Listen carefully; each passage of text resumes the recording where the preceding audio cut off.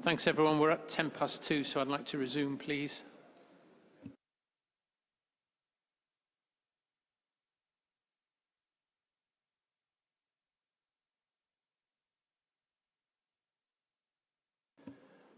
Thank you. When we adjourned, we just had a long spell of talking about, potential options, including an exceptions policy. And I think I left it that I was going to come to you upon resumption, Mr. Elvin. Yes. To sort of pull the threads together and hopefully conclude on this point. So can I just begin with this comment?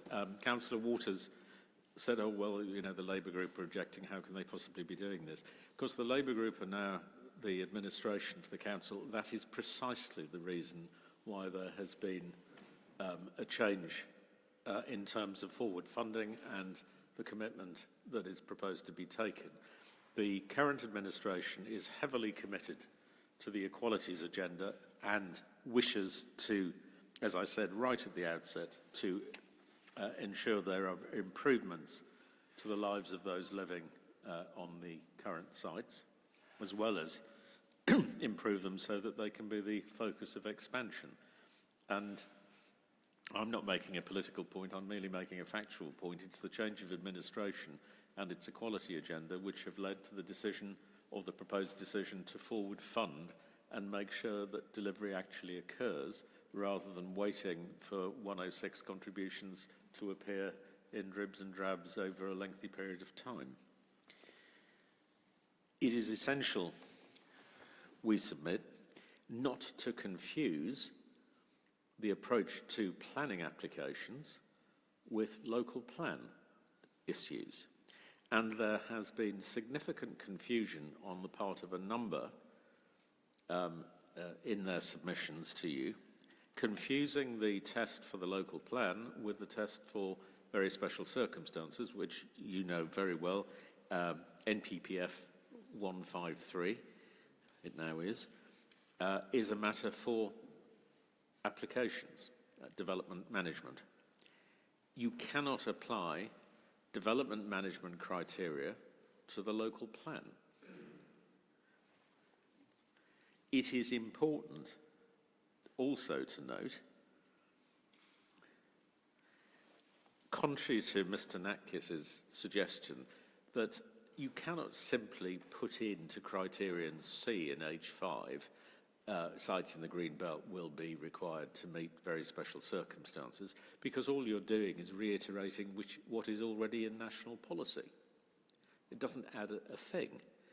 And it certainly would be unlawful for any of us to prejudge the outcome of an exercise on a planning application for a specific site which had to consider whether very special circumstances were met. That has to be, by definition, a case-specific exercise.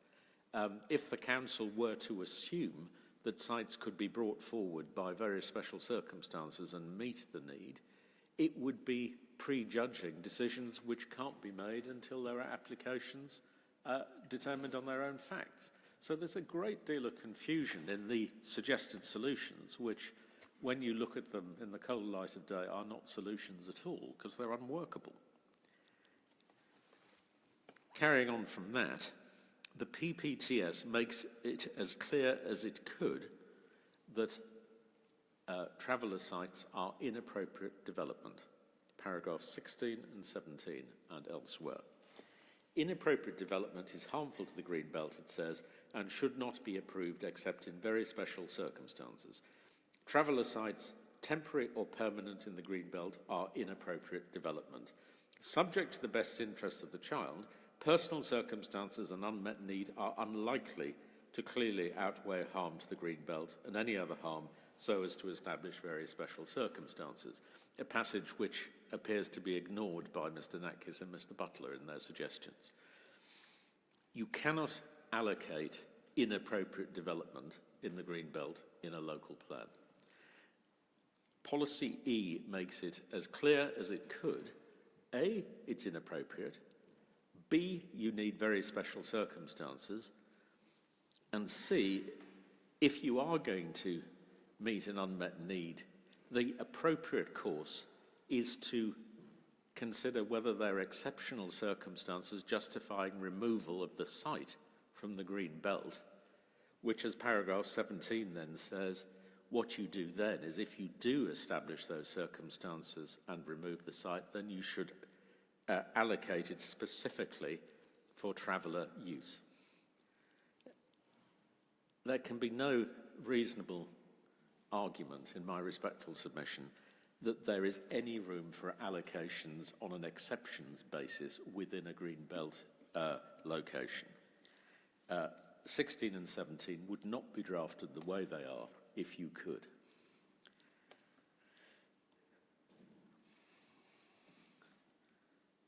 And as I've said, it's also quite clear from paragraph 16, ignored by many, personal circumstances and unmet need are unlikely to establish very special circumstances. So it can't be the solution that some of the site promoters think it is to meeting the need. The need is met by allocation based on the assessment that we've carried out.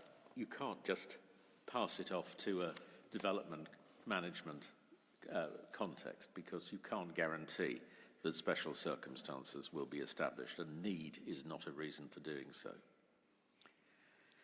Turning also to what has been suggested to you, Mr. Butler supporting his paper, oh, well, it's only a matter of building flexibility so we can all get together and find alternatives. Well, there's a degree of wishful thinking there, in my respectful submission. The last thing the Council wishes to do is to water down the requirement of strategic site developers to make provision for travellers, or they have to provide alternatives. The wording that is suggested by Mr. Butler effectively takes away the policy requirement for them to show that there is an alternative. Now, there is plenty of flexibility in there to show there's an alternative. They can liaise with third parties, with the travellers, with the council, whoever they like. But it is still their requirement to meet. And there is no need to build flexibility in to reword the policy. What rewording the policy does is takes away from the strategic site promoters the duty either to provide on-site or to provide an alternative. That is contrary to the interests of the travellers, and it is contrary to the interests of certainty, in my respectful submission. So that does not provide an answer either.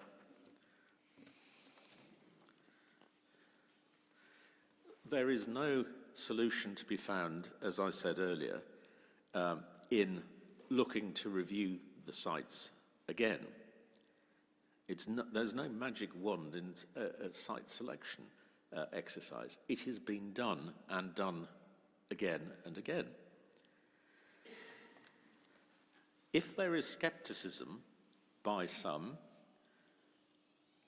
that, for example, an early review or the strategy which the executive has recommended to it, which I drew your attention to, of looking for more sites, is going to take too long, what those objecting think is going to happen if the whole plan is kicked back to review site allocations and green belt boundaries is going to take even longer.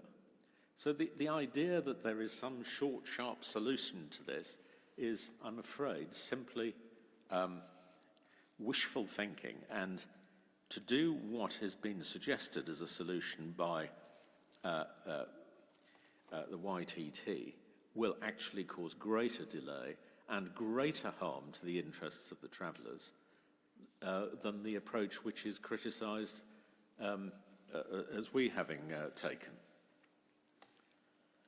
Equally, the scepticism shown, I think, by Councillor Waters about the executive's raising of money for these matters is undermined by the fact that, of course, you kick the local plan back to what would effectively be a complete review of the local plan without adoption. That is not going to be a cheap exercise, and it's going to cause greater delay, as I've already mentioned. as I've already said, the administration of the council is committed to the equalities agenda, which is why it is prepared to make clear in public that it is willing to spend a significant number of millions of pounds in order to achieve equalities. It may not be in precisely the form that the travellers would like, but by improving the site as is proposed, and I've read out the relevant bits of the report, that benefits not only the needs of those who will need new pitches in future, but it also benefits existing occupiers about whom we've heard a great deal. It is an own goal by YTTA to put this matter back, which would require the degree of review which I've already submitted would be needed if their approach were adopted. In order for the plan to move forward, the greenbelt boundaries have to be set. If they are not set, the strategic sites can't come forward because they'd all be having to show very special circumstances. And the provision that the strategic sites would have to make for travellers would go with it because that's a creature of policy. That too would be an own goal by the YTTA and is not a solution. And as a matter of fact, again, there's a significant failure to examine what has actually happened in the documents rather than to make assertions. If you look at the two greenbelt sites that were identified in 2016, this is SD18, so it was the first review of sites after the 2014 plan was abandoned. There were two sites in the greenbelt, GT1 and GT2, page 11 of the internal numbering. They were considered and rejected, not as seemed to be being suggested, because of the council's confusion as to the correct test to apply to the green belt and exceptional circumstances. Both sites were rejected for site-specific reasons, suitability of location and proximity to facilities. And you'll see GT2 is rejected at page 54 of SD18. Local circumstances are being cited, contrary to greenbelt purposes. GT1 is rejected at pages 184 to 185, removed after considerable consideration of the specific circumstances, its location, its divorce from local community, access to services and the like. Neither of those sites was removed because the council had misunderstood the approach to the green belt. So reviewing those sites in the light of a correct approach to the green belt, as you pointed out to us when we had to review the green belt matters some time ago, you'll recall, that will make no difference because these sites were not ruled out because of that erroneous approach. They were ruled out because they were unsuitable for a variety of reasons. It's therefore pointless to reconsider those sites. If they were the best greenbelt sites, they were not good greenbelt sites for the reasons set out in SD18.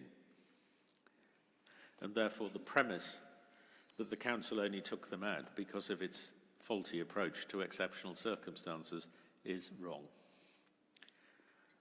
I come back to our main point, which is the best way to protect the travelling community is to pursue the matter as the council intends to do, both by a revision to age 5 that we've suggested and the executive's approach, pursuing its equalities agenda to commit to spending significant amounts of money to bring the site up to standard, to ensure that there is proper regulatory control and that there's proper communication because of the problems that have been experienced with the waste site, and to allow the local plan to proceed and be adopted. Thank you.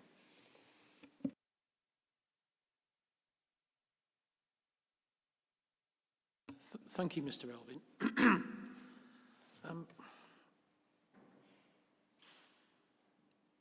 Yes, at the risk of prolonging the discussion further,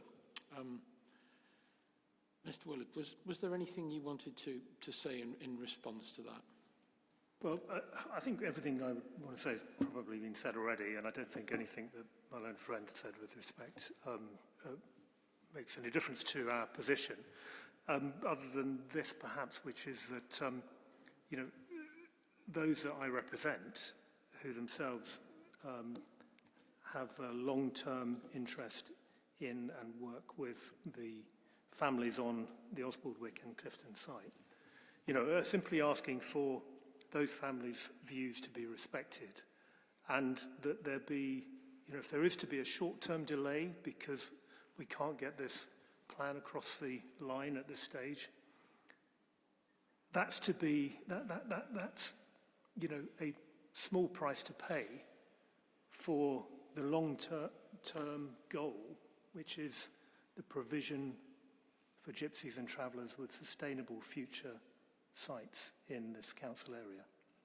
So the idea that, you know, we should just rush through the policy which will ultimately lead to everybody moving on to the expanded area of land at Oswaldwick is not a solution when one looks at future provision for a particularly vulnerable element of our society. Thank you. Councillor Waters, I'll come to you. Thank you, sir. I didn't ever think it would be an acceptable term in these proceedings, but I just have to say I've listened to some absolute nonsense there from Mr. Elvin. The best way to protect gypsy and traveller communities is to pursue the council agenda and bring the Oswaldwick site up to standard. How many times have we heard that in the last 40 years? The council, they are again seeking to mislead this process. And I'm sure yourself and Mr. Berkeley will consider all these points very, very seriously when you go back. I just have to say I'm so disappointed with what the council's presented today. I really am. They had an opportunity to actually try to alleviate a lot of these concerns, and they haven't. They've just doubled down on it, and they deserve whatever's coming. And I think it's best if I don't say any more, sir. I'll leave it to your deliberations. Thank you. Okay, Councillor Waters. I understand what you're saying. I'm a bit concerned about the idea that the council is misleading these proceedings. I would sincerely hope not, and that's not the way I've taken what I've heard. How do you mean, without wanting to prolong this too much? Is there anything specific you can point to that worries you?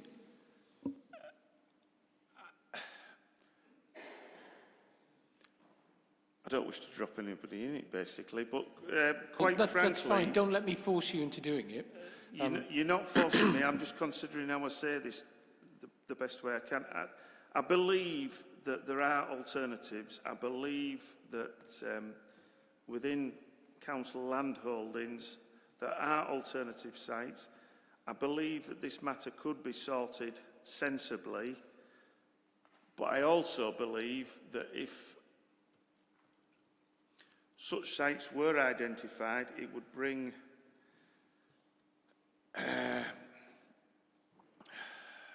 how do I say it? Your close examination as to what has gone on this last few years.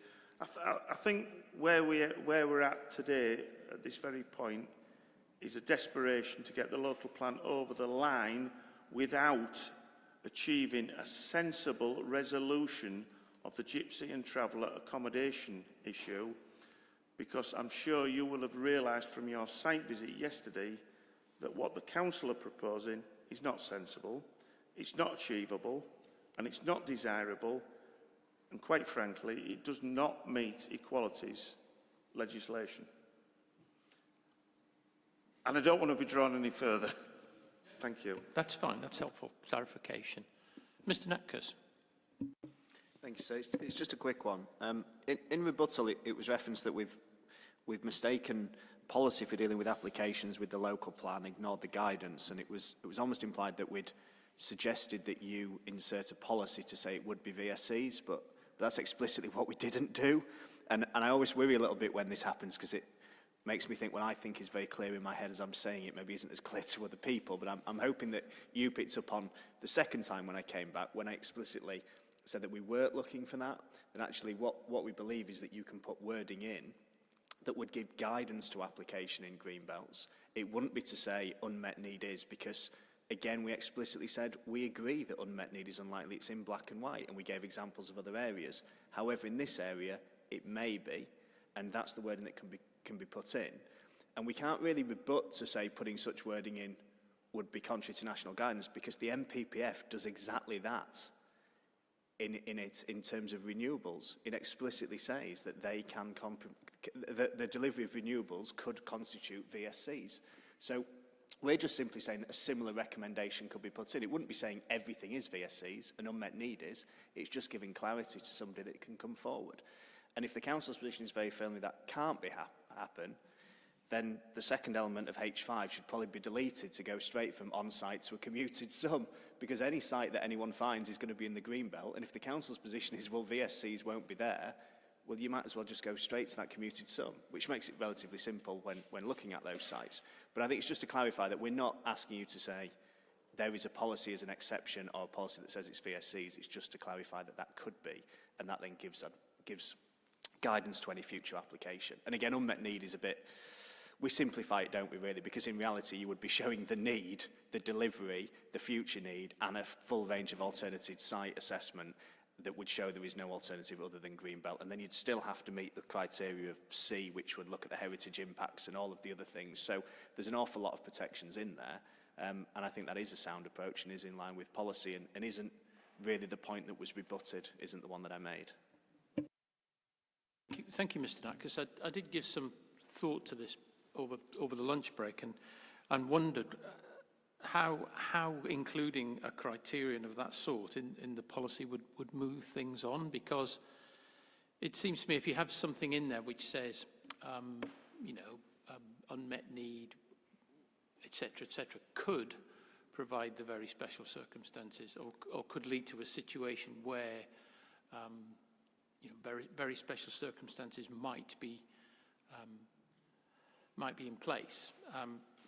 I wonder how that takes things forward, because somebody could just make an application anyway for a gypsy and traveller site in the green belt and put forward material which seeks to show that very special circumstances would exist. I just wondered how, where it takes us, really. Isn't it just stating something that is the situation anyway? I think it does. However, I deal with quite a lot of renewable schemes. I've mentioned them a few times. Yeah. And that paragraph in the framework actually gives comfort to an awful lot of renewable developers that rather than just dismiss a location because it's greenbelt, say, well, actually, if we can demonstrate that there aren't any alternatives, then that is an area that we can look at. And you'll see there's a whole range of applications coming forward and being approved by councils and at appeals for that very basis. So it does give the comfort to those developers to come forward. Now, obviously, the process for this would have to be the council putting a modification forward to you to then approve, which would then, in my view, give comfort to people that the council understand and believe that's the case, which would then make it easy. You've still got to comply with all of those. So it is effectively stating, but it's giving comfort to people that that is an option, whereas at the moment, and particularly the feeling that we're getting from discussions on the strategic sites is that it isn't really an option at the moment because it's greenbelt, you can't do it. And that seems to be the view coming back. I mean, I should say we're about to submit amended plans on our site, and it does have an availability for land within the site if it's needed. So again, this isn't looking at watering things down. It's just looking at if the site can't provide it, there needs to be a plan B. And at the moment, we're getting a bit of a firm response from the council that greenbelt's making plan B very difficult. And I think that acknowledgement should be there. It may not be from policy officers, but definitely from DM officers. We're getting a very certain no. If it's next to the site just outside the allocation, that's not acceptable, which ultimately I believe should be. I understand. That's helpful. I just wanted to be very clear about how it would work. Yeah, I can see. Mr. Elvin, was there anything you wanted to Hopefully respond the to? last 2 points of response. Firstly, I'm afraid Mr. Natkis just keeps confusing matters with the greatest of respect. What I said was putting in a policy potentially allowing, recognising there might be a greenbelt site doesn't advance things because very special circumstances have to be demonstrated on a site-by-site basis. We can't say they will be in the future. That would be fettering our decision-making powers. And you can't therefore use it as a means to meet an identified need because you simply don't know. I mean, it's by definition undeliverable because you have no idea. Secondly, whatever national policy says about renewables, and I appreciate Mr. Natkis is maybe deeply involved in renewables, national policy for travellers' sites says unmet need is not a special circumstance. I read out the middle of paragraph 16. Unless you've got a specific issue with children, and there, of course, there's a special duty there, personal circumstances and unmet need are unlikely to clearly outweigh harm to the green belt. So the very consideration Mr. Natkis advances is contrary to national policy. It may be okay for renewables, I don't know, I haven't checked the policy, but it's not acceptable for this sort of development. And there's no arguing about it. We can't rewrite national policy in a local plan, and we all know that. My second response is to Mr. Willers. We are not talking about a quick review. I've already explained it would go into it would cause much greater difficulties and delay than he thinks. He said, oh, well, we don't rush this through. Well, it's taken 6 years to get to this point from the Reg 19 publication, I hesitate to point out, and I feel every month of it. But the price of delay and not adopting the plan will be paid not only by the travellers, because there'll be no policy to protect their interests, but the price will also be paid by the public interest, because we won't have strategic sites, we won't have housing delivery figures, and we won't have green belt boundaries fixed. And I note the Secretary of State has just put 2 councils into special measures today, Bristol and St Albans, for not advancing their local plans. So this is not a matter to be taken lightly, with respect, and in a matter of months is simply unrealistic. And so we urge on you the approach that we've suggested in the light of the approach now set out in our hearing statement and in the executive report. Thank you. So could I just briefly come back? Because I know that Abbey North has got something to say about the policy. When do we stop, sir? Well, Every time I say something, there's yet another rebuttal of a rebuttal of a rebuttal. We've got to draw the line somewhere. I'll do one more. Rather than have me comment on what Mr. Elvin said about my submissions, I'll turn over to somebody who actually knows what they're talking about. Thank you. Thanks, sir. Just to, I mean, whoever there was the examination inspector for the local planning Guildford took a different view about whether a rural exception site policy can be applied for traveller pitches, actually, because it is in their H3 policy, and that's for travellers who are found not to be meeting the PPTS definition. Now, we had this discussion earlier, didn't we? And the council is reducing the sort of level of obligation that is due to us for the first 5 years with reference to the fact that a lot of the travellers have been assessed as not meeting the need. We've been told that we're doing it all the same way. We're going to meet PPTS and non-PPTS same way, but then you're not going to make allocations for all of us, and you're also not going to give access to those who you have said don't meet the definition to a policy that would meet their needs. So, like I say, Guildford local plan has got that rural exception policy in it for traveller sites for those who don't meet the PPTS definition. So, I mean, all I'm saying is that local, I mean, if it was unlawful... I'm sorry to interrupt. Could you tell me what policy it is so I can look it up, please? Yes, H3. H3. Thank you. I think it's a rural exception It's a rural exception site Well, that's policy. under green belt exception. Well, and if you look in the, MPPF glossary, rural exception sites include sites in the green belt. And it is explicit that it includes sites in the green belt. So, I mean, if you are correct that it is unlawful, then somebody needs to talk to the Guildford examiner as well. The second point I wanted to make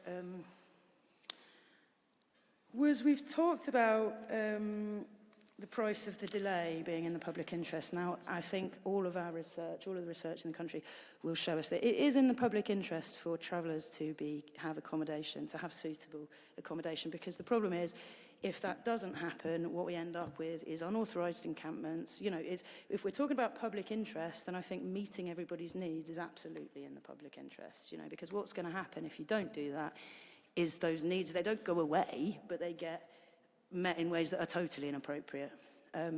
What Mr. Nakas was saying about putting in a sort of, maybe not necessarily a rural exception type policy, I think that's a difficult, people are having trouble with that phrasing, but we're going to have to accept that if we're going to meet the need in York, it's going to come from the green belt.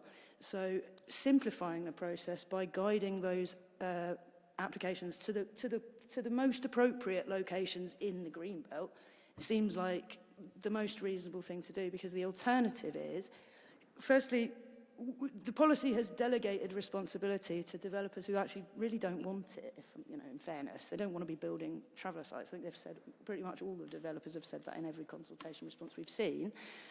Once they don't want to do it, they don't know how to do it, they don't have the expertise to do it. If we're going to give that responsibility to people in this way through H5B, you have to make it work. You have to show them, exactly like you said, Ms. Natkos, you have to settle people's nerves about it, make them understand that we actually can achieve this thing that we've been asked to do, and we can do it in a way that meets everybody's needs. So it doesn't change the situation when we go to appeal on the sites. We'll get the sites on appeal on very special circumstances. Let's define what those might be and guide the applications in the right direction in the first place. You still might end up at appeal on those bases, but the chances of the council spending more of its resources on this issue by arguing appeals, and people trying to get sites having to argue appeals, the chance of that is reduced by showing in the policy how we think we're going to be able to organise this. And I think those are the points. Thank you.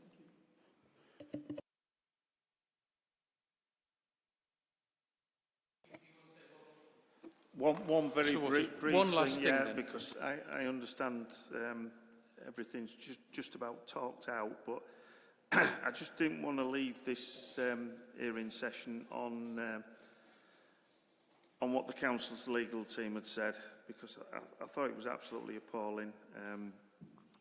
It's virtually just holding a sword over everybody's head, saying that we'd rather accept something that is clearly wrong, which is the expansion of the Osberwick site, rather than the public purse having to pay more to carry this process on. I think I said at one of the hearing sessions before that in relation to York's local plan, it's the never-ending circle. Now, whether anybody is brave enough to break that circle, I really don't know. But I just can't square the legal team's reference to when you've actually been presented with the back of a fag packet, which is in essence York Council's executive report, which you're being asked to consider at the very last minute. I do hope you take into account everything that's been said today, and I'm sure you and your associate will certainly come up with the correct conclusion in due course. Thank you again for the opportunity to speak today. You're welcome, Councillor Waters. Of course, I want to what I'm trying to do today is go through everything, all the options, all the situations, give everyone the opportunity to address me and by extension my colleague. But yes, we're going to have to scratch our heads after this hearing is over and try to come up with something, if we think that's necessary, of course. Mr. Elvin, final one. I'm not coming back after this one. Right. The Guildford Policy H3, which I've now read, relates to rural exception sites. Rural exception sites are not defined in the glossary as including greenbelt sites. There's no reference to the greenbelt in the glossary. And you can check that for yourself. What you have is at 154, as now is, of the MPPF, the list of exceptions where it says a local planning authority should regard the construction of new buildings as inappropriate in the greenbelt. Exceptions to this are, that is, exceptions to inappropriateness, and that includes limited affordable housing for local community needs, including policies for rural exception sites. Post the adoption of the Guildford Local Plan, Mrs. Justice Leven has held that it is not open to you to take the view that rural exception sites within that paragraph include gypsy and traveller sites, because the PPTS makes it clear that they are inappropriate development, and you've got to read the NPPF with the PPTS, and therefore, reading them together, you can't treat them as appropriate within that paragraph. This is a case called, and I'll put it into the inquiry library, the examination library. This is the Royal Borough of Kingston-on-Thames against the Secretary of State. The judgment is 2023 EWHC 2055 admin. It was a judgment at the beginning of August last year. It post-dates the adoption of the Guildford Local Plan, and I'm afraid it means that the Guildford Local Plan examiner erred in law by putting in brackets that that can include gypsy and traveller sites, because she says very clearly at paragraph 36, it is in my view entirely clear that the inspector erred in law in the decision letter. This was obviously an appeal. At its most simple, this is because he failed to take into account paragraph 4 of the MPPF, which states in terms that it must be read with the PPTS. The PPTS is clear that the stationing of caravans for a traveller site is inappropriate development in the Green Belt. Therefore, when the inspector found the use was not inappropriate, by reason of his reading of what is now the Rural Exceptions paragraph, then 150, he either failed to take into account a material consideration or materially misdirected himself on the interpretation of policy. And she says the error is manifest.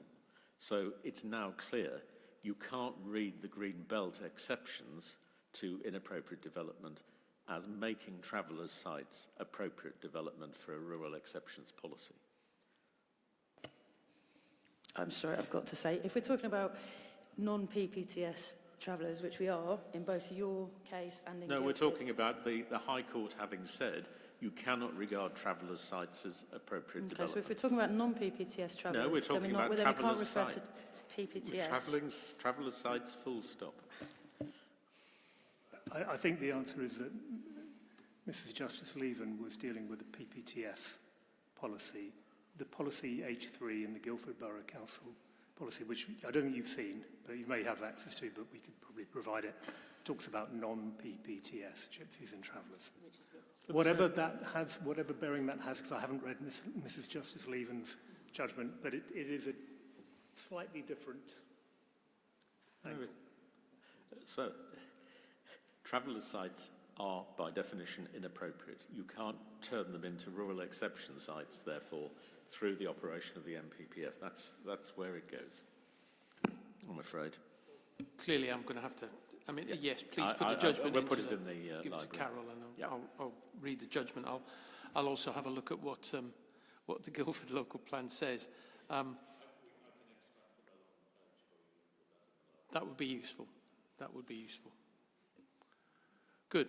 I think we've covered much of what I wanted to talk about today, but there are just a couple of short matters that I just wanted to satisfy myself about. And the first one was about the proposed expansion at, let me get this right, at Water Lane, Clifton. And there were some issues that were raised earlier about with the suggestion that that might be difficult. So I just wanted to ask from the council, they've obviously done some analysis of the existing site in order to work out that more pitches are able to be accommodated on there. Am I right in that? Yes, we've done work to analyse available land and have concluded that there is capacity on that site for additional pitches. When I looked at it yesterday morning, there's quite an extensive bund around it, isn't there, and a fence, and yeah. I could see from the site entrance, but I obviously didn't enter the site. So the answer would be to sort of rejig the plots? Yeah, so we haven't done any detailed design work to know exactly how it would be laid out, but there might be a requirement to reconfigure the site rather than just place additional pitches on there. I think that's possible, looking at how the site's currently laid out in a bit of a horseshoe type shape.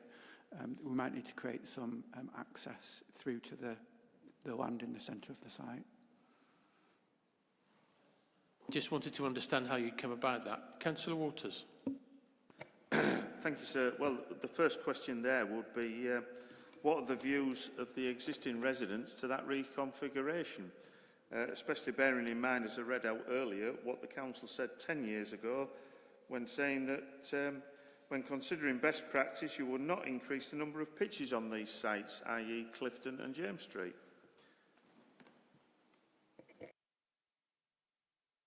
I mean, what we've committed to doing in the executive report is developing an SPD that will set out our principles for expanding future sites, which we can consult on. There's not currently a national policy framework that dictates what appropriate pitch looks like. The expansion of the Osbaldwick site created pitches that were about 400 square metres, which is broadly consistent with the now defunct guidance and is also consistent with how a number of other local authorities have set out their SPDs. So we'll take note of what exists, we'll consult with the community, and we'll develop a comprehensive SPD that allows us to bring forward appropriate, good quality form of accommodation. See, what I have to ask myself is there any reason why that might not happen? And that's why I'm asking these questions. No reason at all. I mean, in terms of the reconfiguration, I'm saying that's one option. I'm not saying we would have to reconfigure. There is also some additional some space to the north of the site, to the right-hand side of the access road as you go in, that could potentially have additional pitches as well. So that there's options available. The site has a separate pedestrian access, which you may not have seen, which links the site up to a residential area to the northwest. And obviously the site also has the current road access is from Water Lane, but the site also has a potential road access off Green Lane to the south. So I think there's quite a lot of flexibility on that site in terms of how you would design an extension to it. And of course, it's in the urban area of the city, isn't it? Yeah, just to be clear. Yeah. Walking distance to a whole host of facilities and services. Councillor Waters. Thank you, sir. So just to clarify those remarks, there hasn't been any consultation with the existing residents on that site or the Travellers Trust prior to the statements that the council are making that they can expand the site by extra pitches. I think in fairness, the idea of additional pitches on that site has been in the plan for quite a while.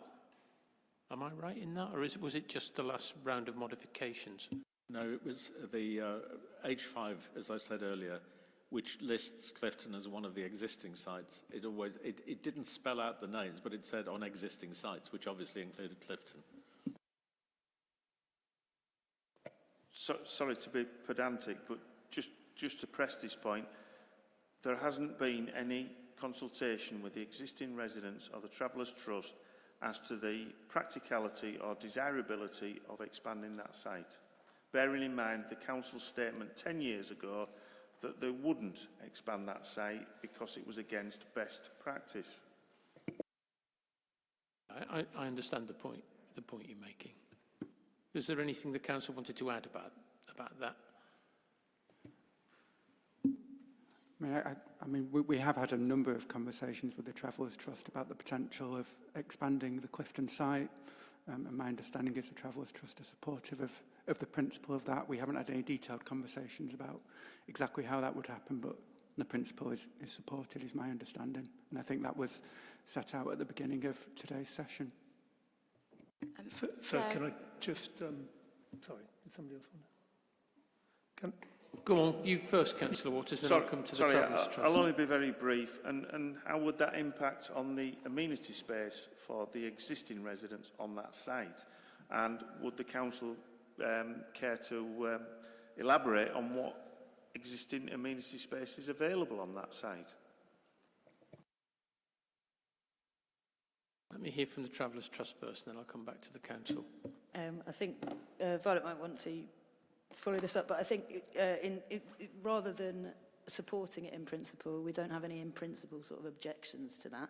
But more than that, what I would say is that any expansion at Clifton should respond to the needs of the people at Clifton and should be done in consultation with the people at Clifton and with the managers of that site there. And at the moment, it's responding to the need of the council to provide allocations, but not to any sort of identified need or desire from anyone on the site for those new pitches right at the moment. And you know, maybe there is a need and a desire for those, but we don't have an evidence base to show us that. And then the other sort of question I think that I would raise is that you've seen through the FOI is that we're really going to be pushing it to do this within 5 years. If you're going to expand that site, split it into two, reconfigure it, we haven't got our SPD yet, we haven't got our funding yet, we haven't done any sort of detailed work on how this might look. You know, I think I am sort of sceptical that it's possible within the next 5 years, or that it should be made possible within the next 5 years to solve this particular problem here. I think if, you know, I think that's the position. Did you want to add anything to that? No. Thanks. Just to finish, so consultation is key with the site residents. I mean, presumably with reconfiguration of the type discussed, there's going to have to be some decanting off that site in order for the works to be carried out. I don't know because we haven't got any detailed plans, but it may well be that is required too. So, you know, that's the reason why you need to talk to the site residents. But, you know, we're here really to tell you about Osborne-Wick, but we don't know very much about Clifton. There might be an in principle. Sorry, just one further point is that in terms of the allocations for the first 5 years, what we're being told is that those, 10 pitches you want to provide, are going to be safeguarded for PPTS definition travellers, because those are the people whose needs you need to meet. The allocations policy for those pitches doesn't have anything in it to do with whether you travel for an economic purpose. There's no way of actually safeguarding those pitches for the use by that particular group without intervening in the management sort of strategy, which, as we've heard sort of fairly repeatedly from the council, the local plan has no power over the management of the site. So unless, you know, you're going to need the management to change their allocations policy, and then we're going to have to start looking at, well, who's on the site already? Do they meet the people? You know, it's just in terms of making this 5-year allocation, I don't have a lot of faith in it. Sorry. So if I'm understanding, go on. I just wanted to clarify, sir, that in 2014, SD 060, which is the site identification study, the outcomes for that site actually did say that recognised that the existing site had 23 pitches, that the existing site was going to be safeguarded, and it does say that the site does have capacity for further pitches, and there are no planning policy restrictions, and the site is within the urban area of York at that point in time. That's helpful. I mean, presumably, and I'm thinking on my feet a little here, there would be a need for planning permission for that site to be rearranged, presumably. It's not something that could just happen. I mean, I don't have the existing permission in front of me, so I'm not sure whether it's permission for 23 pitches or whatever. No, we're fully expecting to submit a new planning application. And in terms of being able to deliver it, as the executive report says, we're recruiting a dedicated member of staff who will work on the investment plan, the delivery of additional pitches and the delivery of improvements. So we will have a dedicated resource to work on that work stream.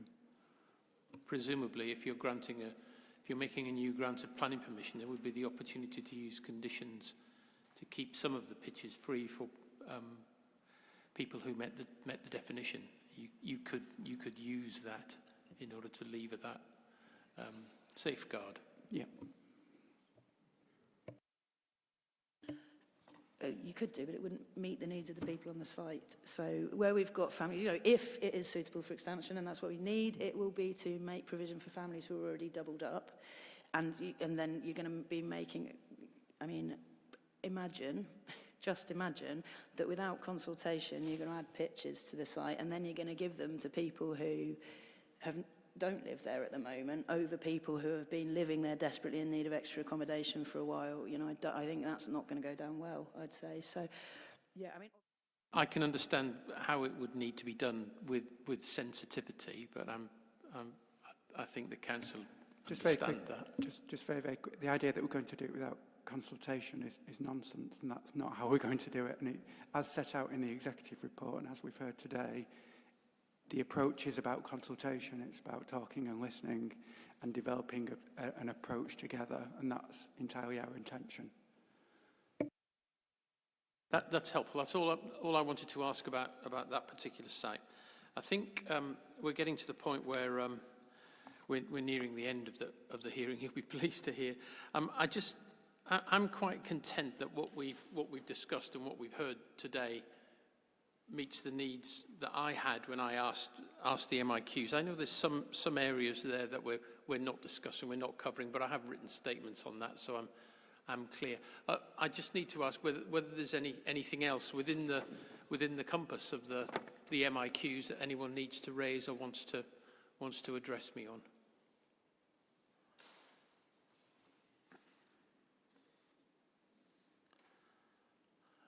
From our side, sir. Good, thank you. Anyone else? Thank you, Mr. Nackers. And from the council? I think we've said enough so far. You've got answers, I hope, to everything you've raised, and more besides, probably. I've certainly ticked off everything on my list that I had this morning. Good. That's been very helpful to me. What will happen now is that clearly I'm going to have a chat with my colleague, and we're going to have a think about a way forward. But what I will do is try and confirm that in writing to the council as soon as I possibly can. But I know I can't speak to my colleague until Monday. But I will do so then, and I'll endeavour to get something to the council within a couple of weeks. I'm very, very all too aware of how much pressure there is on this. But I'm grateful to you all for facilitating this hearing today. I think it's been much more useful to talk about it rather than try to do it by an exchange of correspondence. And I've sent the extracts from H3, and which does actually turn on the rural exceptions policy in the Green Belt, part of the MPPF, and the Mrs. Justice Leave and Judgment. So that should be passed on to Carol for putting on the examination library. Thank you. Thank you, Mr. Elvin, and thank you everybody for your time and contributions today. It's been useful. Thanks. Thank you, sir. Thank you.